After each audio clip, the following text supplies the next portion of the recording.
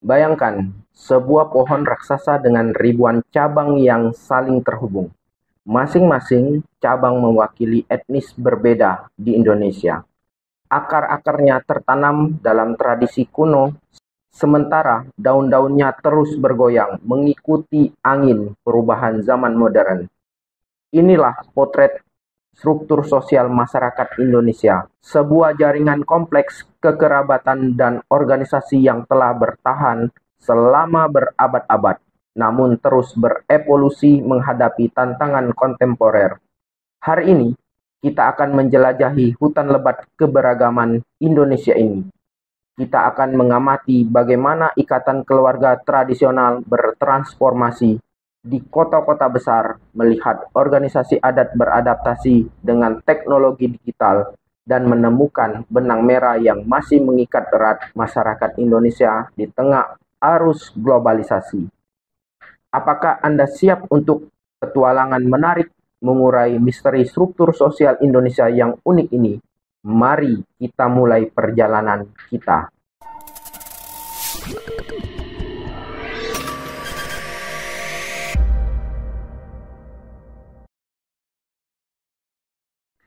Materi ini dengan judul Sistem Kekerabatan dan Organisasi Sosial. Dengan tema Struktur Sosial Masyarakat Indonesia, subtema yang akan diuraikan sebagai berikut. Sistem kekerabatan di berbagai etnis Indonesia, perubahan struktur keluarga di era modern, dan organisasi sosial tradisional versus kontemporer. Yang pertama, kita bahas sistem kekerabatan di Indonesia. Sistem kekerabatan merupakan aspek fundamental dalam struktur sosial masyarakat Indonesia. Ini mencerminkan bagaimana masyarakat mengorganisir diri mereka berdasarkan hubungan darah, perkawinan, dan adopsi. Menurut Kuncharaningrat, seorang antropolog Indonesia terkemuka, mengklarifikasi sistem kekerabatan Indonesia menjadi 3 bentuk utama. Ada patrilineal, ada matrilineal, dan bilateral. Kita bahas satu persatu. Sistem kekerabatan patrilineal. Pengertiannya sebagai berikut. Sistem patrilineal adalah sistem kekerabatan di mana garis keturunan ditarik dari pihak ayah. Dalam sistem ini, anak-anak secara otomatis menjadi bagian dari kelompok kerabat ayah. Karakteristik yang bisa kita lihat. Yang pertama, nama keluarga atau marga diwariskan dari ayah ke anak. Hak waris dan status sosial umumnya jatuh ke anak laki-laki. Perempuan yang menikah biasanya masuk ke dalam kelompok kerabat suami. Contoh di Indonesia, ada suku Batak di Sumatera Utara. Marga sebagai identitas utama, contohnya anak dari ayah yang bermarga Simanjuntak akan mewarisi marga tersebut. Ada juga praktik dalihan notolu, tungku 3 kaki, yang mengatur hubungan kekerabatan. Berikutnya ada suku Gayo di Aceh. Ada sistem kerja senina yang menentukan hubungan kekerabatan. Lalu ada anak laki-laki menjadi penerus garis keturunan. Berikutnya ada suku Rejang di Bengkulu, menggunakan sistem patrilokal di mana pengantin baru tinggal di lingkungan keluarga suami. Nah, inilah sistem kekerabatan patrilineal. Berikutnya ada sistem kekerabatan matrilineal. Pengertiannya, sistem matrilineal adalah sistem kekerabatan di mana garis keturunan ditarik dari pihak ibu. Anak-anak secara otomatis menjadi bagian dari kelompok kerabat ibu. Karakteristiknya, ada harta pusaka dan gelar adat diwariskan dari ibu ke anak perempuan. Peran penting dari paman dari pihak ibu atau mamak disebutnya dalam pengambilan keputusan keluarga. Ada lagi, yaitu suami tinggal di lingkungan keluarga istri atau matrilokal. Contoh di Indonesia, yaitu suku Minangkabau di Sumatera Barat. Sistem suku yang diwariskan dari ibu. Ada rumah gadang sebagai simbol matrilineal diwariskan kepada anak perempuan. ada lagi pepatah yang mencerminkan budaya mereka, yaitu adat besandi syara, syara besandi kitabullah, yang menggabungkan adat matrilineal dengan ajaran Islam. Berikutnya ada suku Enggano di Bengkulu.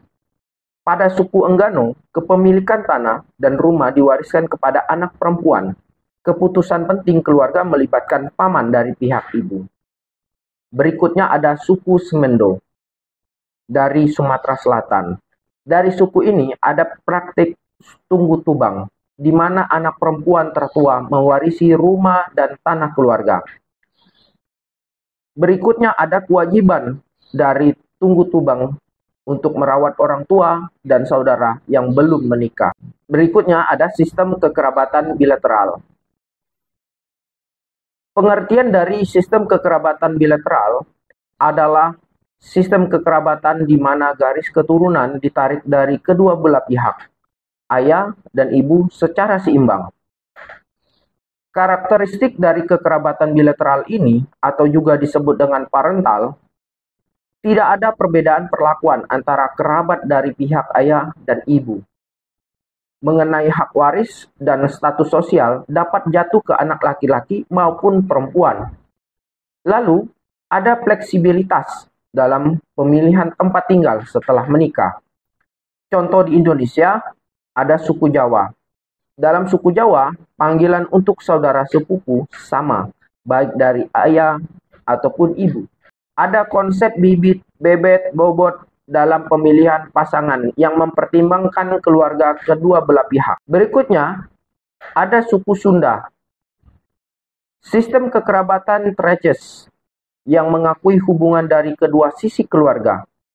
Praktik ngawariskan atau pewarisan yang dapat diberikan kepada anak laki-laki atau perempuan. Berikutnya ada suku Dayak dari Kalimantan.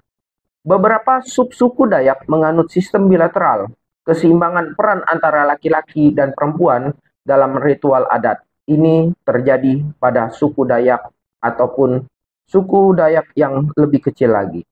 Implikasi dari sistem kekerabatan ini ada 4. Yang pertama, struktur sosial.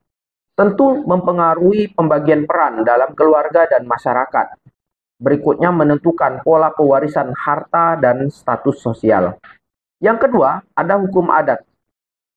Sistem kekerabatan menjadi dasar dalam penyelesaian konflik adat, lalu mempengaruhi aturan perkawinan dan perceraian. Ketiga, mengenai ekonomi, menentukan pola pengelolaan dan pembagian sumber daya keluarga, mempengaruhi strategi bertahan hidup dan pengembangan usaha keluarga. Dan keempat, mengenai politik. Dalam beberapa masyarakat adat, sistem kekerabatan mempengaruhi struktur kepemimpinan lokal, dapat juga mempengaruhi pola dukungan politik di tingkat lokal.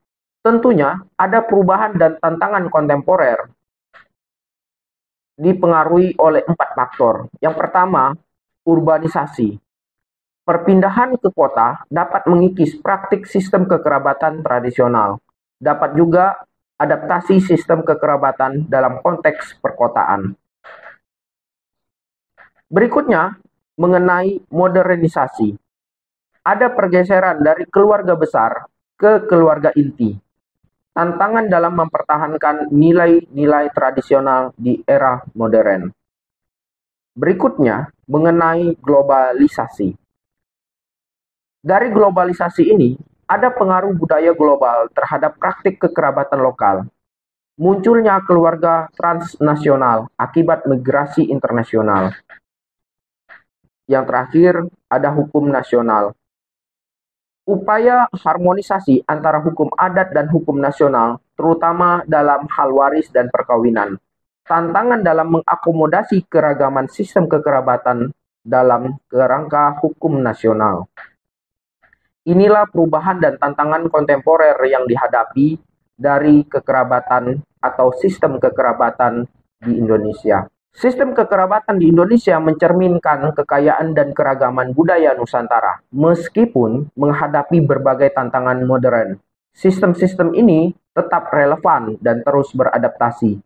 Pemahaman yang mendalam tentang sistem kekerabatan tidak hanya penting untuk studi antropologi dan sosiologi, tetapi juga krusial dalam perumusan kebijakan yang sensitif terhadap keragaman budaya Indonesia.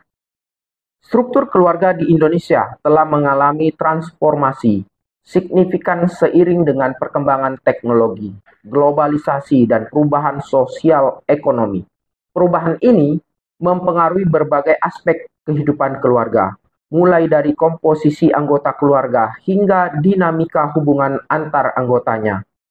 Menurut sosiolog Indonesia, Ida Bagus Mantra, perubahan struktur keluarga merupakan refleksi dari modernisasi dan urbanisasi yang terjadi di masyarakat Indonesia. Berikut adalah analisis mendalam mengenai perubahan-perubahan utama yang terjadi. Ada keluarga inti versus keluarga besar. Dulu, dikatakan tinggal bersama keluarga besar. Kita lihat karakteristiknya. Rumah tangganya multigenerasi, di dalamnya ramai sekali. Ada peran kakek, nenek dalam mengasuh cucu. Ada hal-hal seperti berbagi tanggung jawab ekonomi antar keluarga atau antar anggota keluarga. Faktor pendukungnya, nilai-nilai tradisional yang menekankan kebersamaan. Adanya keterbatasan ekonomi yang mendorong hidup bersama, dan adanya sistem kekerabatan yang sangat kuat. Sekarang, ada dominasi keluarga inti. Karakteristiknya, rumah tangga yang terdiri dari orang tua dan anak-anak saja. Otonomi dalam pengambilan keputusan keluarga, dan fokus pada kebutuhan keluarga inti saja. Faktor pendorongnya, adanya urbanisasi dan migrasi ke kota-kota besar. Adanya peningkatan taraf hidup ekonomi yang memungkinkan kemandirian, dan ada pengaruh nilai individualistik dari budaya global. Implikasi yang terjadi, yang pertama ada perubahan pola asuh. Berkurangnya peran extended family dalam pengasuhan anak. Berikutnya ada tantangan work-life balance. Orang tua harus menyeimbangkan karir dan pengasuhan tanpa dukungan keluarga besar. Yang terakhir, implikasinya yaitu pergeseran nilai. Ada potensi melemahnya ikatan keluarga besar dan nilai-nilai tradisional. Menurut penelitian Utomo, transisi ke keluarga inti ini di Indonesia tidak selalu linear. Banyak keluarga yang masih mempertahankan koneksi erat dengan keluarga besar meskipun mereka tinggal terpisah. Berikutnya, peran gender. Dulu, peran yang dikatakan tadi yaitu secara tradisional. Kita lihat karakteristiknya. Bahwa ayah sebagai pencari nafkah utama dan ibu fokus pada urusan rumah tangga dan pengasuhan anak.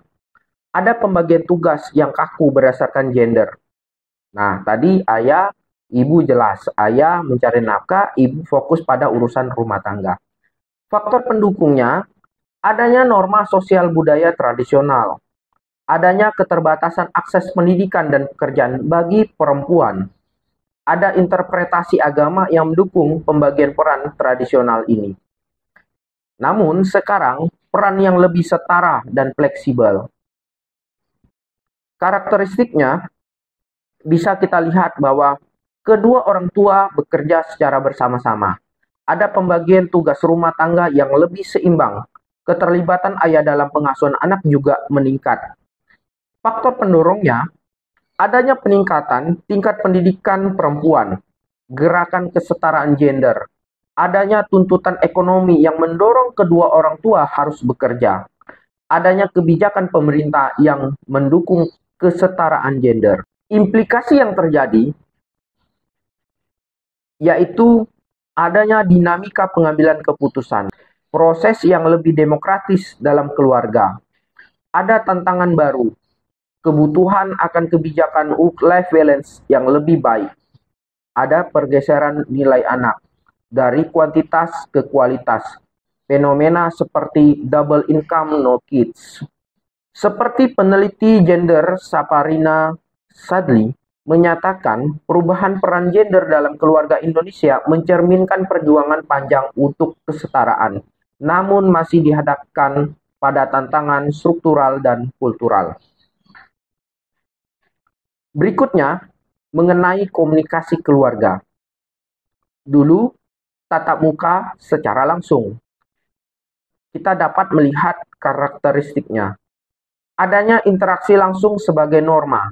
Waktu berkumpul keluarga yang terjadwal, misalnya makan malam bersama. Lalu ada komunikasi terbatas oleh jarak dan waktu. Faktor pendukungnya, adanya keterbatasan teknologi komunikasi saat itu. Adanya pola hidup yang lebih sederhana dan terpusat hanya ada di rumah. Lalu ada nilai-nilai tradisional yang menekankan kebersamaan fisik. Lalu sekarang, dengan adanya pemanfaatan teknologi, karakteristiknya adanya penggunaan media sosial dan aplikasi pesan instan atau seperti WhatsApp, Line, dan lain sebagainya.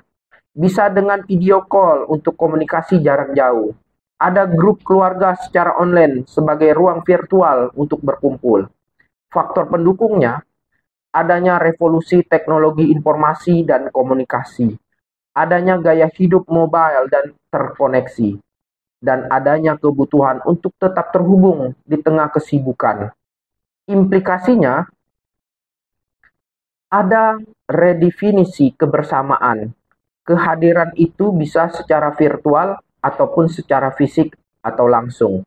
Ada tantangan baru, bahwa digital divide antar generasi dalam keluarga. Ada perubahan kualitas komunikasi. Kuantitas meningkat namun kualitas perlu dijaga. Psikolog keluarga Sarlito Wirawan Sarwono mengemukakan bahwa teknologi komunikasi membuka peluang sekaligus tantangan bagi kohesi keluarga. Kuncinya adalah bagaimana memanfaatkan teknologi untuk memperkuat, bukan menggantikan. Interaksi ini bermakna dalam keluarga. Perubahan struktur keluarga di Indonesia mencerminkan transformasi sosial yang lebih luas, meskipun membawa tantangan baru. Perubahan ini juga membuka peluang untuk redefinisi hubungan keluarga yang lebih adaptif dan egaliter. Namun, seperti yang diingatkan oleh antropolog Kuncharaningrat, bahwa perubahan struktur keluarga di Indonesia tidak bersifat monolitik. Ada variasi signifikan antara daerah urban dan rural, serta antar kelompok sosial ekonomi yang berbeda. Kunci untuk menghadapi perubahan ini adalah fleksibilitas dan komunikasi yang efektif, sambil tetap mempertahankan nilai-nilai inti keluarga yang positif. Berikutnya, organisasi sosial tradisional versus kontemporer di Indonesia. Organisasi sosial merupakan sistem yang mengatur hubungan antar individu dalam masyarakat. Di Indonesia, kita dapat melihat koeksistensi antara organisasi sosial tradisional yang berakar pada adat istiadat dan organisasi sosial kontemporer yang muncul sebagai respon terhadap kebutuhan modern. Menurut sosiolog Selo Sumarjan, organisasi sosial mencerminkan cara masyarakat mengatur diri untuk mencapai tujuan bersama. Berikut adalah analisis mendalam mengenai karakteristik, fungsi, dan contoh dari organisasi sosial tradisional dan kontemporer di Indonesia. Yang pertama, mengenai organisasi sosial tradisional. Karakteristik utamanya, kita bisa lihat berbasis adat dan kebiasaan lokal. Memiliki legitimasi kultural yang kuat. Lalu ada struktur hierarki yang sering didasarkan pada senioritas maupun keturunan. Ada fungsi sosial, ekonomi, dan fungsi spiritual yang terintegrasi. Pengambilan keputusan sering bersifat musyawarah untuk konsensus. Fungsinya, hal ini menjaga kohesi sosial dan identitas budaya. Dapat menyelesaikan konflik berdasarkan hukum adat, dapat juga mengatur distribusi sumber daya lokal, melaksanakan ritual dan upacara adat, menjadi penghubung antara masyarakat dan entitas spiritual. Kita bisa lihat contohnya, ada Banjar di Bali. Unit sosial tradisional Bali yang mengatur kehidupan komunal. Kalau kita lihat strukturnya, dipimpin oleh Kelian Banjar, dibantu oleh perangkat adat. Fungsinya ini mengatur upacara adat dan keagamaan, lalu mengelola fasilitas komunal atau balai banjar, dapat menyelesaikan sengketa antar warga. Tantangannya di era modern, yaitu adaptasi dengan sistem pemerintah formal dan pariwisata massal. Antropolog Iwayan Geria menyatakan bahwa Banjar merupakan benteng terakhir identitas kultural Bali di tengah arus globalisasi. Berikutnya ada Nagari di Minangkabau. Nagari ini merupakan kesatuan masyarakat hukum adat di Minangkabau. Dari strukturnya dipimpin oleh Wali Nagari, didukung oleh Kerapatan Adat Nagari atau yang disingkat dengan KAN. Kalau di tempat kita mungkin disebut dengan Lembaga Adat Melayu atau LAM, namun ada berbeda karakternya. Kita lihat fungsinya, yaitu pengelolaan tanah ulayat atau komunal. Berfungsi juga untuk pelestarian adat dan budaya Minangkabau, untuk penyelesaian sengketa adat. Dinamika kontemporer yang terjadi, yaitu revitalisasi sistem nagari pasca era Orde Baru. Menurut peneliti Frans von Benda Beckman, nagari mencerminkan resiliensi institusi adat dalam menghadapi perubahan politik nasional. Berikutnya ada Gampong di Aceh. Pengertiannya yaitu unit pemerintahan terendah dalam struktur adat Aceh. Strukturnya, Gampong ini dipimpin oleh Tucik atau kepala desa, didampingi Tuhaput, yaitu Dewan Adat. Berfungsi untuk mengimplementasikan syariat Islam dalam kehidupan sehari-hari. Dapat juga berfungsi untuk pengelolaan sumber daya desa dan dapat berfungsi untuk mediasi konflik berdasarkan hukum adat. Isu kontemporer yang terjadi yaitu integrasi dengan sistem pemerintahan formal pasca MOU Helsinki. Selanjutnya mengenai organisasi sosial kontemporer. Karakteristik utamanya yaitu berbasis kebutuhan modern dan hukum formal. Ada struktur lebih fleksibel dan egaliter, berfokus pada isu-isu spesifik dan kepentingan tertentu. Ada penggunaan teknologi dalam operasional dan komunikasi. Adanya keanggotaan sering bersifat sukarela dan lintas komunitas. Hal ini nanti berfungsi untuk menjembatani kepentingan masyarakat dengan pemerintah, lalu pemberdayaan komunitas dalam konteks modern. Berikutnya, advokasi isu-isu sosial kontemporer. Penyediaan layanan sosial yang tidak terjangkau oleh pemerintah. Lalu berfungsi juga untuk memfasilitasi partisipasi publik dalam pembangunan. Contoh yang terjadi yaitu adanya RT RW, rukun tetangga dan rukun warga. Rukun tetangga dan rukun warga ini merupakan unit administratif terkecil dalam struktur pemerintahan Indonesia. Dalam strukturnya dipimpin oleh ketua RT atau ketua RW yang dipilih secara langsung oleh warga. Berfungsi untuk mengkoordinasikan layanan administratif di tingkat akar rumput atau tingkat bawah, melakukan mediasi konflik antar warga, dan mengimplementasikan program pemerintah di tingkat lokal. Isu kontemporer yang terjadi yaitu peran dalam penanganan pandemi COVID-19 dan program vaksinasi. RT RW sangat berperan dalam hal ini. Sosiolog Paulus Wirutomo berpendapat bahwa RT RW merupakan hibrid antara organisasi sosial tradisional dan struktur birokrasi modern. Berikutnya ada Karang Taruna. Karang Taruna merupakan organisasi kepemudaan di tingkat desa ataupun kelurahan. Walaupun ada pengurus-pengurus yang sampai ke tingkat provinsi ataupun nasional. Tapi yang terjadi sebenarnya Karang Taruna ini aslinya adalah organisasi kepemudaan di tingkat desa ataupun kelurahan. Strukturnya, pengurus ini dipilih secara demokratis oleh anggotanya. Fungsinya yaitu pemberdayaan pemuda dalam kegiatan sosial dan ekonomi.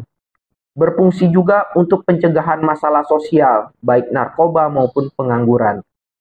Dapat juga berfungsi untuk pengembangan kreativitas dan leadership pemuda. Tantangannya adanya revitalisasi peran di era digital dan startup. Berikutnya, komunitas online. Komunitas online ini maksudnya adalah kelompok sosial yang terbentuk melalui platform digital. Strukturnya sangat fleksibel, sering tanpa hierarki formal. Contohnya adalah komunitas dari hobi, baik itu fotografi, sepeda, support group, adanya komunitas penggiat, pelukis, dan lain sebagainya. Aktivis digital. Nah, berfungsi untuk apa? Yaitu pertukaran informasi dan dukungan emosional. Adanya mobilisasi aksi sosial. Ada juga untuk pembentukan identitas kolektif berbasis minat. Isunya yaitu keamanan data dan polarisasi sosial, dikarenakan sering sekali saat ini dilakukan secara online. Dan peneliti media Inaya Rahmani menyatakan komunitas online ini di Indonesia mencerminkan hibridisasi antara nilai-nilai tradisional dan aspirasi global generasi muda. Organisasi sosial di Indonesia menunjukkan dinamika yang kompleks antara tradisi dan modernitas. Organisasi tradisional terus beradaptasi untuk mempertahankan relevansinya, sementara organisasi kontemporer sering menginkorporasi nilai-nilai lokal dalam operasionalnya. Tantangan ke depan adalah bagaimana memastikan kedua bentuk organisasi ini dapat bersinergi untuk menjawab kebutuhan masyarakat Indonesia yang semakin kompleks tanpa kehilangan akar budayanya. Berikutnya mengenai perbandingan organisasi sosial. Kita lihat dari berbagai aspek. Kalau kita lihat dari indikator dasarnya, bahwa secara tradisional, struktur masyarakat atau kelompok tradisional biasanya berlandaskan pada adat istiadat dan nilai-nilai lokal yang diwariskan secara turun-temurun. Norma-norma sosial dipertahankan melalui kebiasaan yang sudah lama ada. Sedangkan secara kontemporer, masyarakat modern lebih banyak menggunakan hukum formal yang diatur oleh negara atau lembaga dengan aturan tertulis yang sah. Kepatuhan terhadap norma ditentukan oleh sistem hukum yang jelas dan resmi.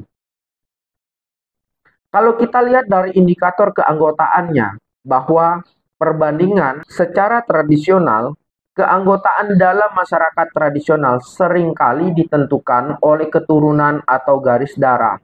Hubungan keluarga dan ikatan kekerabatan memainkan peran penting. Kalau secara kontemporer, keanggotaan dalam kelompok atau komunitas modern lebih fleksibel, seringkali bersifat sukarela ataupun berdasarkan domisili. Orang bisa bergabung atau keluar dari komunitas tanpa terikat oleh hubungan keluarga. Dari indikator struktur, secara tradisional, struktur masyarakat tradisional cenderung hierarkis dengan posisi atau status sosial yang kaku. Biasanya ada pemimpin atau tokoh adat yang dihormati dan memegang otoritas tinggi. Secara kontemporer, struktur masyarakat modern lebih fleksibel dengan peran yang tidak terlalu kaku dan adanya distribusi kekuasaan yang lebih merata. Orang-orang dapat mengambil peran berdasarkan kemampuan atau kontribusi, bukan hanya status sosial. Berikutnya dari indikator komunikasi. Secara tradisional, interaksi dalam masyarakat tradisional lebih sering terjadi secara tatap muka, dengan komunikasi langsung melalui percakapan di pertemuan fisik. Secara kontemporer, komunikasi dalam masyarakat modern menggabungkan metode tatap muka dengan penggunaan teknologi digital, seperti komunikasi online melalui media sosial atau aplikasi pesan. Dari indikator cakupannya, secara tradisional, masyarakat atau kelompok tradisional umumnya memiliki cakupan lokal, terbatas pada wilayah geografis tertentu, seperti desa atau komunitas kecil. Secara kontemporer, komunitas modern dapat memiliki cakupan yang lebih luas, bahkan lintas daerah atau global, berkat perkembangan teknologi dan mobilitas yang lebih tinggi. Perbandingan ini menunjukkan perubahan dari sistem yang kaku dan berbasis tradisi menuju sistem yang lebih dinamis dan fleksibel sesuai dengan perkembangan zaman. Contoh organisasi sosial secara kontemporer. Ada komunitas Zero Waste Indonesia, ada UMKM Go Digital, ada podcast kreator community. Berikut kita jelaskan satu persatu mengenai contoh organisasi sosial kontemporer. Yang pertama, komunitas Zero Waste Indonesia. Fokusnya, komunitas ini berfokus pada gaya hidup ramah lingkungan dengan tujuan mengurangi limbah, terutama sampah plastik, serta meningkatkan kesadaran masyarakat akan pentingnya menjaga kelestarian lingkungan. Aktivitas yang dilakukan seperti ada workshop daur ulang. Komunitas ini sering menyelenggarakan berbagai pelatihan dan workshop untuk mengakarkan teknik daur ulang barang-barang yang tidak terpakai. Peserta dapat belajar membuat barang baru dari limbah, misalnya tas dari kain perca atau botol plastik yang diubah menjadi barang fungsional. Berikutnya, aktivitas yang dilakukan yaitu kampanye mengenai tagar pantang plastik. Melalui media sosial dan kegiatan lapangan, komunitas ini menggerakkan kampanye yang mendorong masyarakat untuk mengurangi penggunaan plastik sekali pakai. Kampanye ini mencakup ajakan untuk membawa tas belanja sendiri, menggunakan botol minum yang bisa diisi ulang, dan pilihan ramah lingkungan lainnya. Contoh dampak yang terjadi. Melalui kegiatan ini, komunitas Zero Waste Indonesia telah membantu mengurangi jejak karbon individu dan mendorong lebih banyak orang Indonesia untuk menerapkan gaya hidup yang lebih berkelanjutan, sekaligus mempengaruhi kebijakan lingkungan di beberapa daerah.